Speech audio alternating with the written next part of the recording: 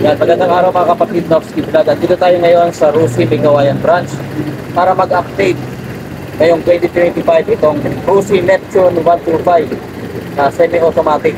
Akala natin FI na pero carburetor pa rin itong nilabas nila. So sana next upgrade gawin nilang FI. Update natin yung kanyang mga specs, ganoon din yung cash price and installment. So good news mga kapatid, napakamura na ng motor na to. Sa mga may balak na kumuha ng pang-service, baka ito na yung para sa inyo. Kaya stay tuned tayo mga kapatid.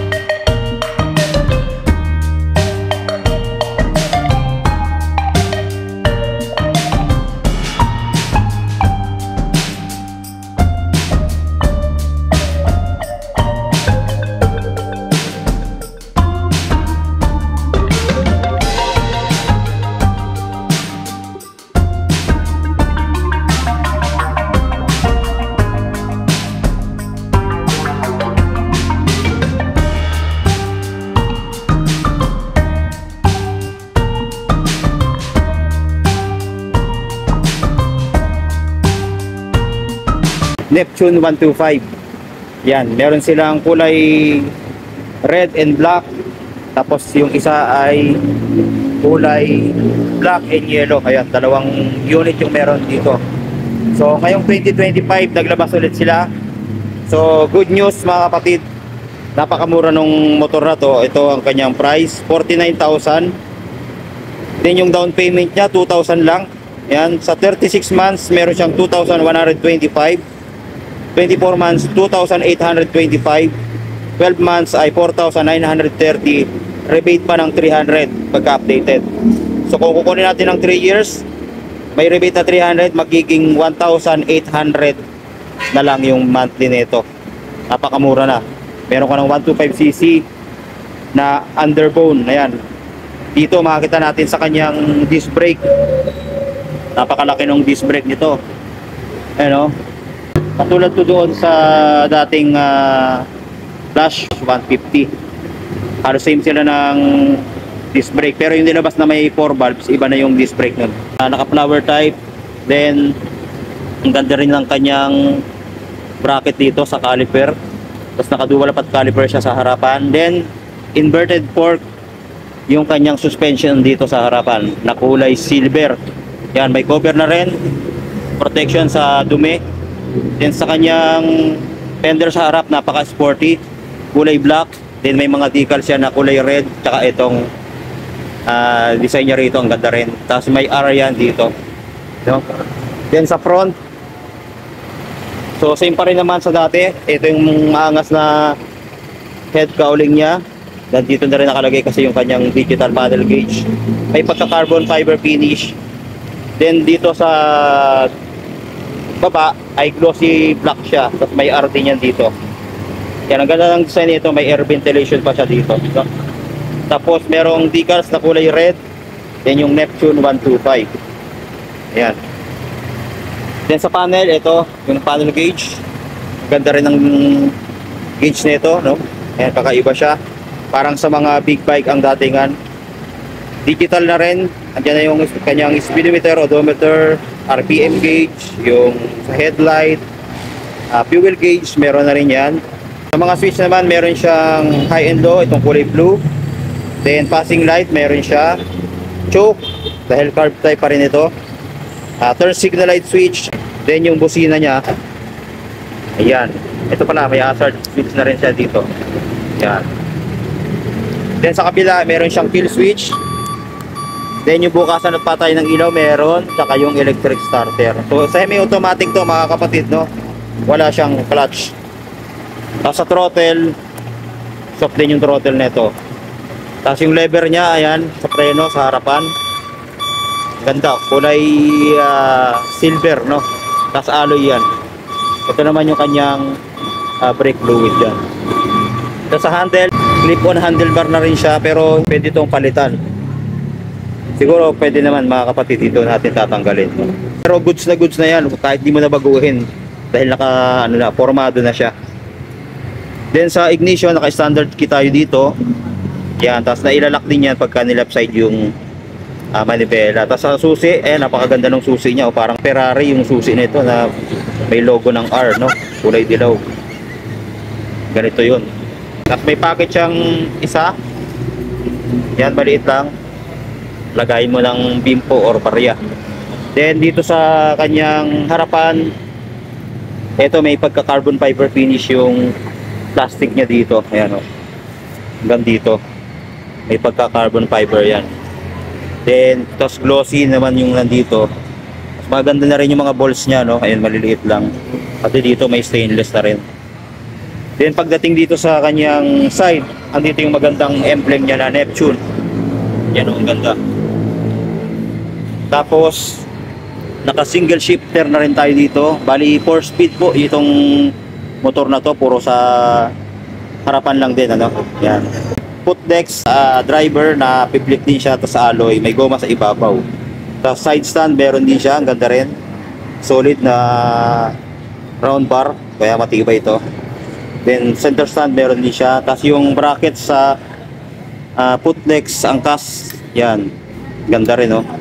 Tapos pati yung angkasan na piplik dyan, may alloy din siya. Tapos yung susian niya sa upuan nito, meron siya dito.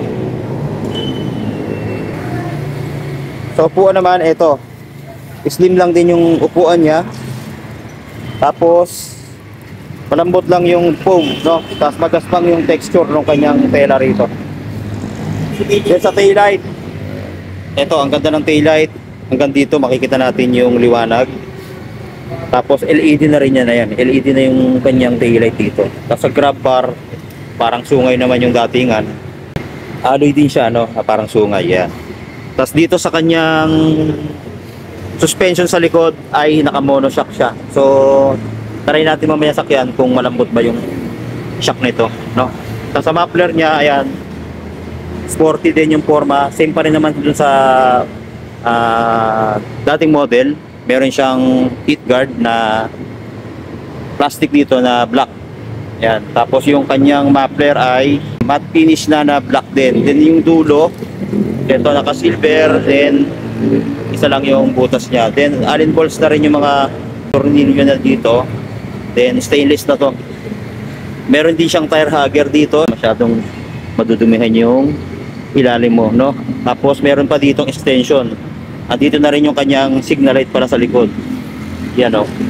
LED na, may ilaw din dito yan sa plate holder, then reflector. Tapos may pagka carbon fiber finish yung disenyo dito. Kasi yan naman yung plate holder niya na rosy, sabot-sabot lang yan. Then sa gulong, tube type pa rin. Then naka-mags na siya. So ready na rin pa tubeless to, mga kapatid. Ang size naman ng gulong sa likod ay 110 by 70 by 17. Then naka disc brake na rin pala yung likod nito. Ayan, oh, kagandahan, no?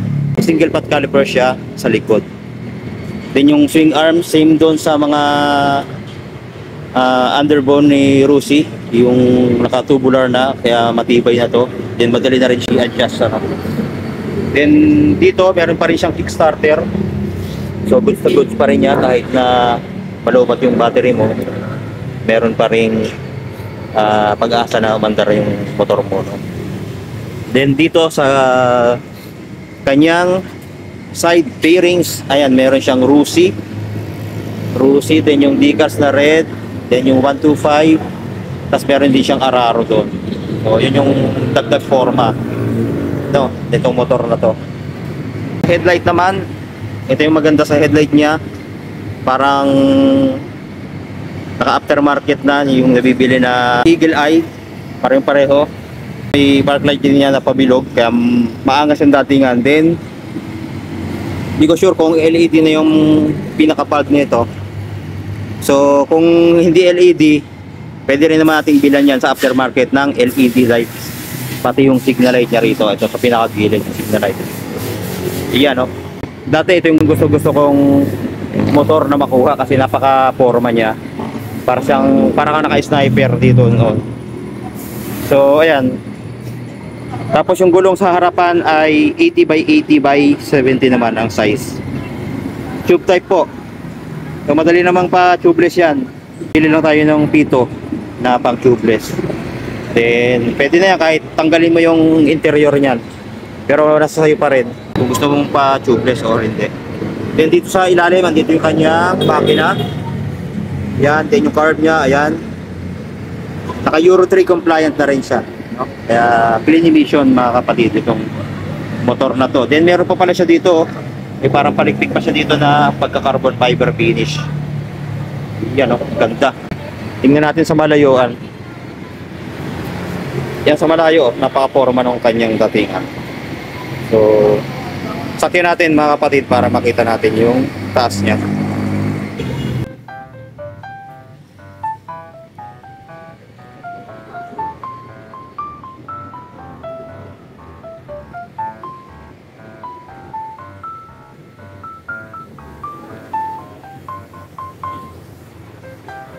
Ayan, medyo may kataasan yung kanyang seat height. Tiptoe tayo dito.